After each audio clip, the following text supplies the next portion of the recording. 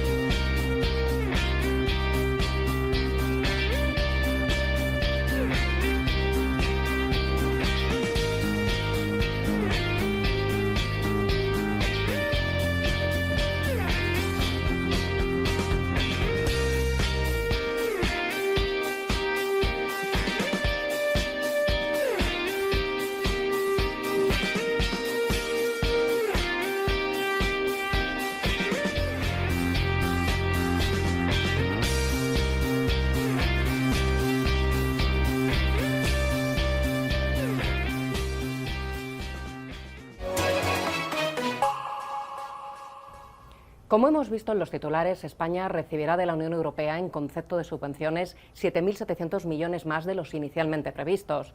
Esto se debe a que Bruselas ha actualizado la dotación de cada país en función de la evolución del PIB de 2020 y 2021, como nos ha contado María Canal Foncuberta, consejera económica de la representación en España de la Comisión Europea. Lo que se ha hecho es actualizar el cálculo de la contribución financiera máxima que tienen a su disposición los distintos Estados miembros. En el caso de España, a través de ese cálculo se ha aumentado en 7.720 millones de euros el total disponible, que antes era de 69.510 millones de euros, que España ya había solicitado, que han sido concedidos a través del plan de recuperación ya avalado, irán siendo pagados conforme España vaya cumpliendo hitos y objetivos, y ahora pasa a tener a su disposición 77.230 millones de euros. ¿Por qué se realiza este recálculo? Se realiza porque en el momento en el que los colegisladores adoptaron el reglamento que establecía el mecanismo de recuperación y resiliencia, sabían que no tenían todavía certeza sobre cuál iba a ser el impacto real de la pandemia en las distintas economías. Lo que tiene que hacer es revisar su plan de recuperación y resiliencia, añadir nuevas reformas, añadir nuevas inversiones con nuevos hitos y objetivos.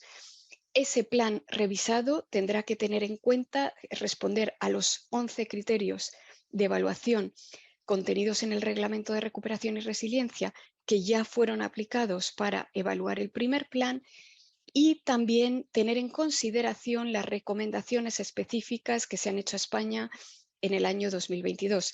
Es decir, hablamos de acelerar la transición energética y de fomentar la economía circular, incluida para el agua, en España.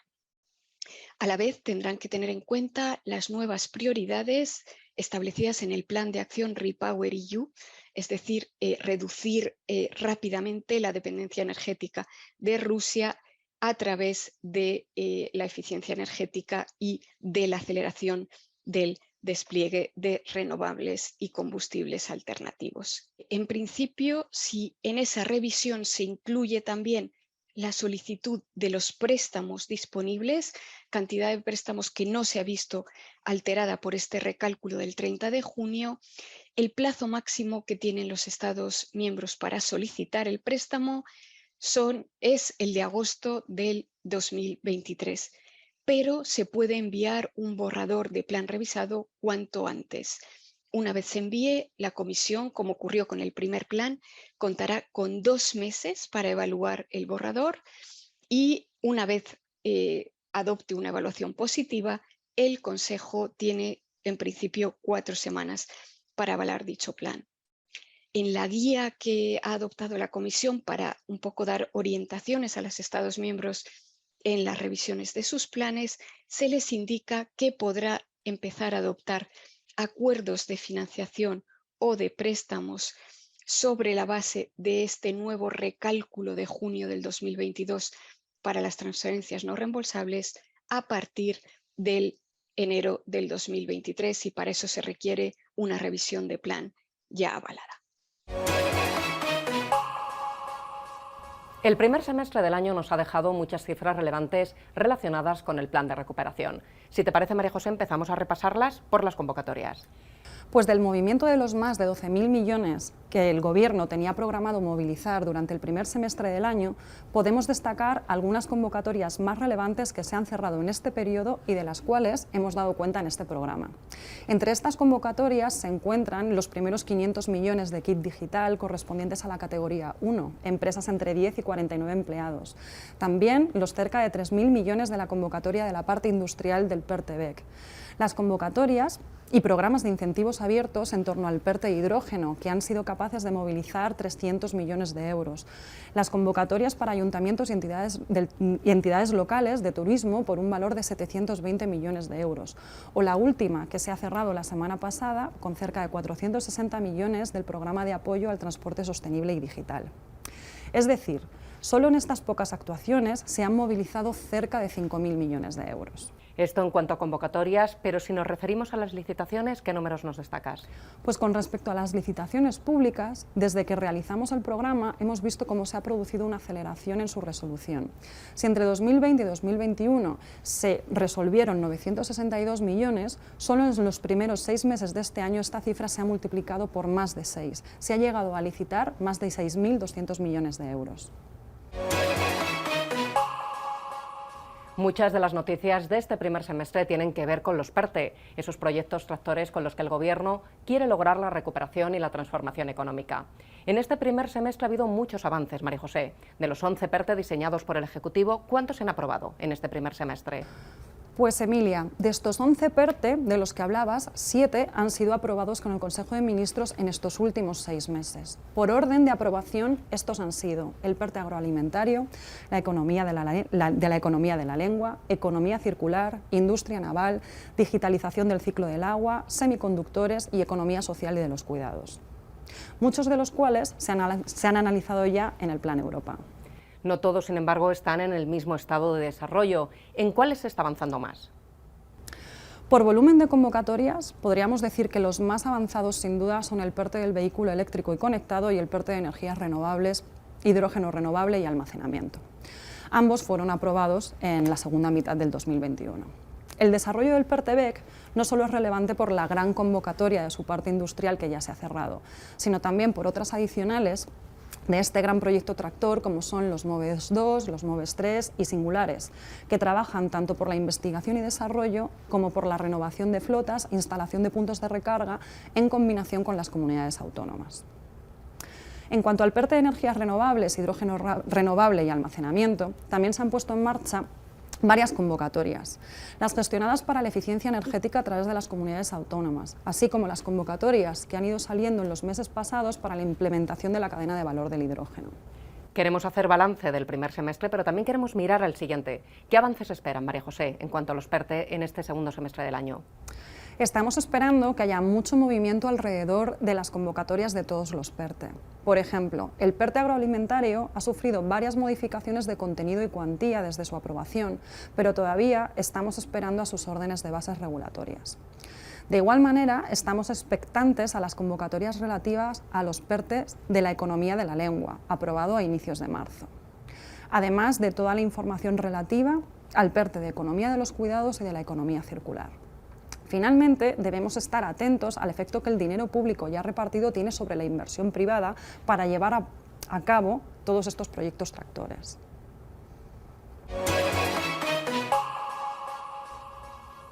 Como os decíamos al principio del programa, hoy contamos en Plan Europa con el secretario de Estado de Economía y Apoyo a la Empresa, Gonzalo García Andrés, con el que hemos hablado de cómo ha avanzado la ejecución del plan de recuperación, de qué impacto ha tenido en la economía y de las previsiones del Gobierno para el segundo semestre.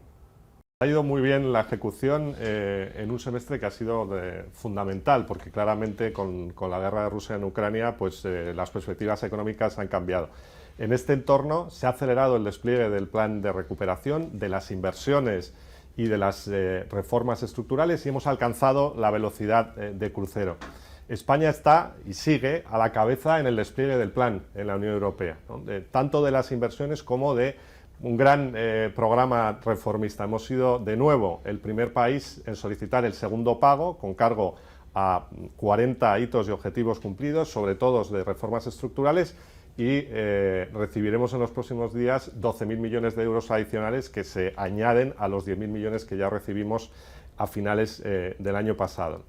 Es fundamental este avance que se está produciendo en el plan de recuperación, en esas inversiones y esas reformas, porque van a ser el principal impulso para el crecimiento, tanto a corto plazo, en un entorno en el que por otro lado nos vienen unos vientos de cara, como sobre todo para transformar la economía y para establecer unas bases más sólidas para el crecimiento futuro. Nuestra preocupación y sobre todo nuestro objetivo es perseverar en este esfuerzo, que es un esfuerzo colectivo, ¿no?, que estamos haciendo desde la Administración General del Estado y que están haciendo también las comunidades autónomas, ¿no? La marcha de la ejecución del presupuesto y de las propias convocatorias va bien, está aumentando y hay muchas empresas que se están presentando y están recibiendo apoyo para sus proyectos de inversión. Respecto al presupuesto para este año, la autorización ha superado ya el 50%, estamos en el 51,5% del crédito total presupuestado. El crédito ya comprometido ha alcanzado el 32% y las obligaciones reconocidas, en las que estamos ya en la fase final, ya previa a las convocatorias, están en el 17%. Pero lo importante es que con todo el presupuesto del año pasado están ya en pleno despliegue todo un conjunto de inversiones que están afectando a muchas empresas, a muchos sectores y a todo el territorio, incluyendo comunidades autónomas y ayuntamientos. Estas inversiones que ya se están ejecutando y están llegando a las empresas, por ejemplo, en el ámbito de la industria y el comercio, casi que suponen 2.000 millones de euros, ¿no?, que van a afectar a casi 10.000 empresas. Hay además un ámbito que es esencial y que con las consecuencias de la guerra se ha visto que es absolutamente urgente, que es el de la transición energética y en la transición ecológica, ¿no? Y aquí ya se están aplicando esos 1.000 millones de euros para las zonas de bajas emisiones en los municipios, ¿no?, y otras inversiones para facilitar y reforzar el transporte público. Igual, 1.000 millones de euros para reforzar los trenes de cercanías, ¿no? Y lo mismo estamos viendo en las áreas de salud y en las áreas de educación. Ha habido muchos avances en materia de reforma estructural. El plan es esa combinación de inversión en la transformación de la economía, tanto pública como privada, y reformas estructurales que nos permitan mejorar las bases de crecimiento de la economía y superar algunas de nuestras rémoras. Aquí, una de las cosas que estamos viendo cada mes es el efecto de la reforma laboral que se aprobó a finales de año, con 1 de cada 2 contratos indefinidos frente a 1 de cada 10 antes de la reforma y con una creación de empleo de mucha mayor calidad.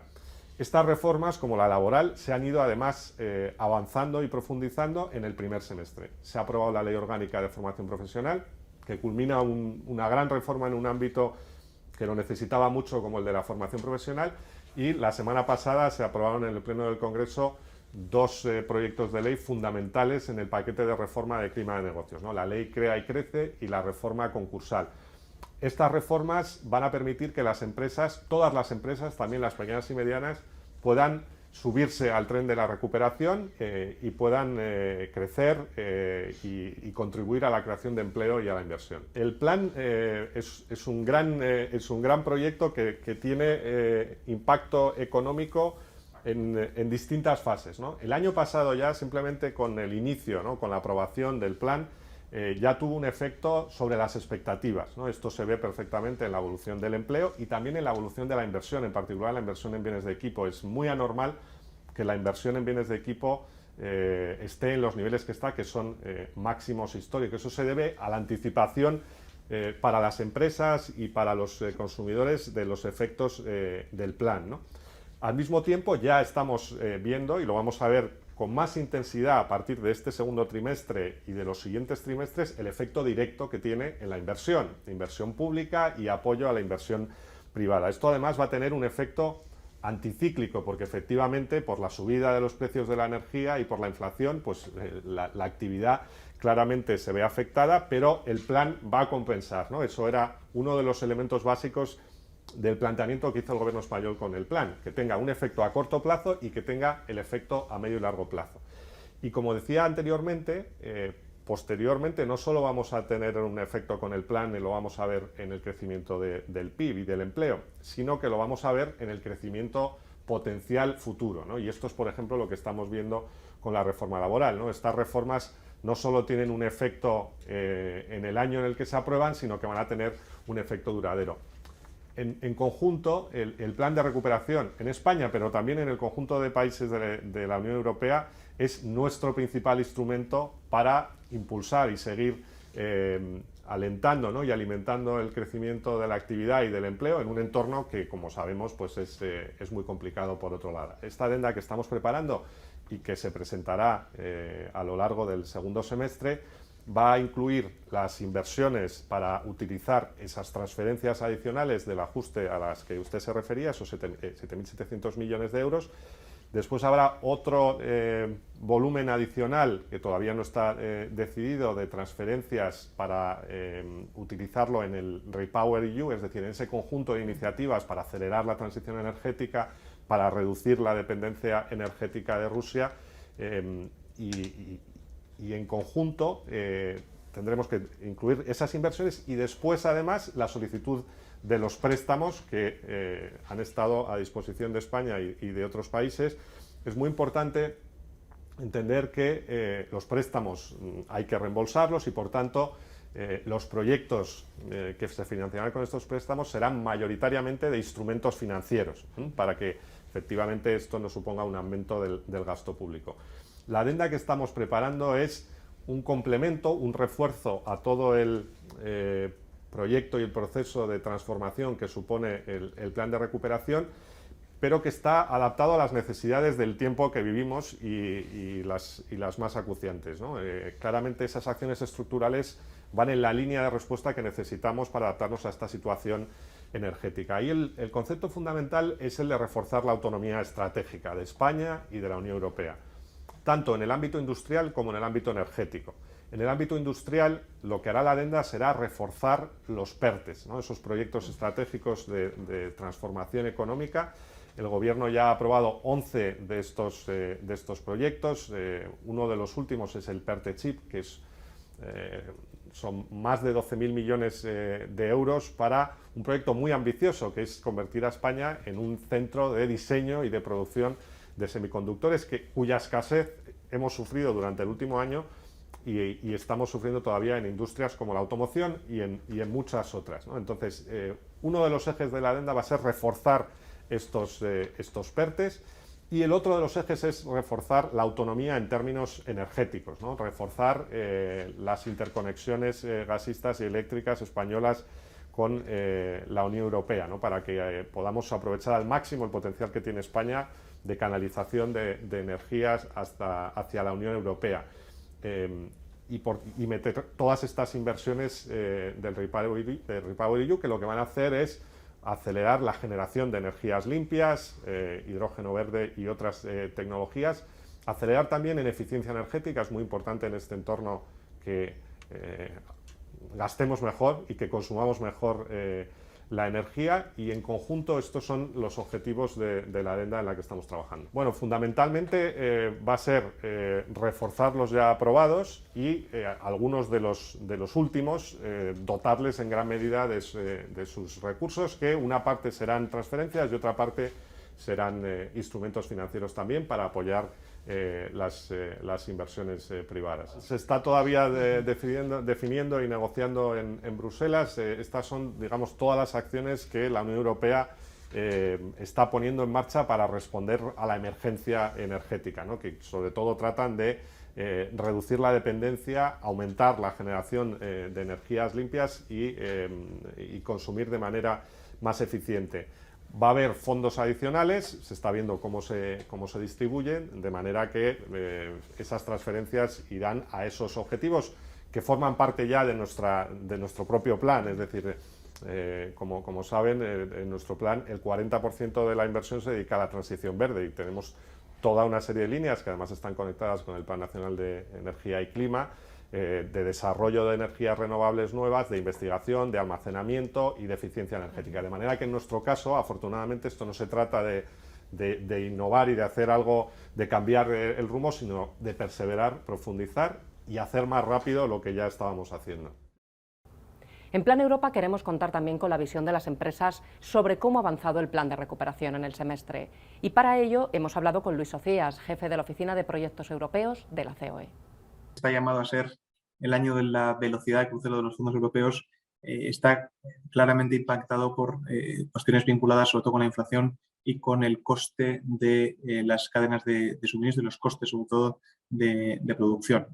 Hay una esperanza en los fondos europeos en que se acelere realmente la llegada de los fondos a las empresas, pero estamos teniendo elementos de contexto que sí están impactando y que tienen cierta inquietud en el mundo empresarial. Hemos tenido un acelerón en la publicación de convocatorias, ha habido un esfuerzo por parte del Gobierno de España y por parte del resto de las administraciones públicas en lanzar convocatorias, pero hace falta que se incremente esa velocidad y sobre todo que se acelere todo lo que tiene que ver con la tramitación administrativa para que las adjudicaciones sean lo más rápidamente posible. Es decir, está fenomenal lanzar convocatorias, hace falta, en todo caso, incrementar esa velocidad, pero sobre todo hace falta reducir los trámites administrativos para que las adjudicaciones y, por tanto, el conocimiento que tenga la empresa de que es beneficiaria de los fondos sea lo más ágil posible. Los datos de la AIREF son inequívocos y estamos en un contexto en el que el 10% más o menos de las licitaciones de contratos públicos con cargo a fondos europeos se están quedando desiertas, y ahí lo que estamos pidiendo es que por un lado,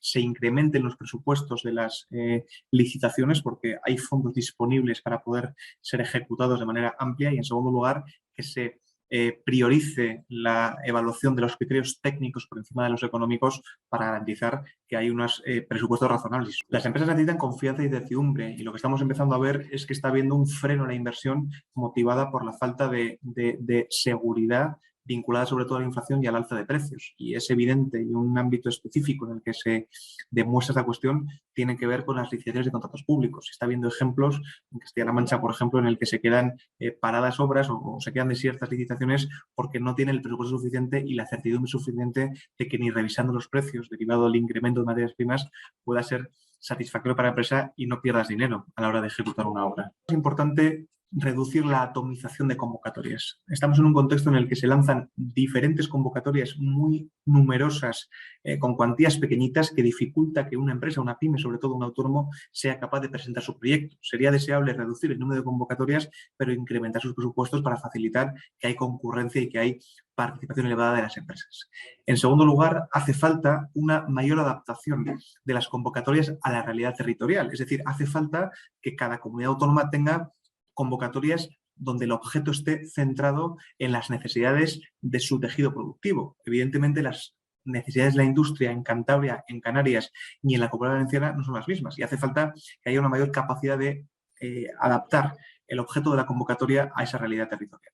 Y en tercer lugar, hace falta que se incremente el equilibrio entre grandes proyectos tractores que, liderados por grandes empresas, puedan traccionar hacia su ecosistema de pymes y autónomos con convocatorias dirigidas a pymes y autónomos. Y hace falta que se incremente esta cuestión para garantizar que todo esto sea posible y que se ejecute de manera más rápida los fondos europeos. En un semestre tenemos iniciativas importantes como las grandes convocatorias de los PERTEs, que es una buena noticia, que tienen previsiblemente llegada y publicación inmediata. Y en segundo lugar, tenemos que estar muy atentos a la adenda del Plan España Puede, que el Gobierno tiene que presentar en este segundo semestre del año y que recoge los compromisos de reforma de inversión que España se compromete a ejecutar para recibir esos más de 80.000 millones de euros en forma de préstamos, la segunda parte de los 150.000 millones de euros.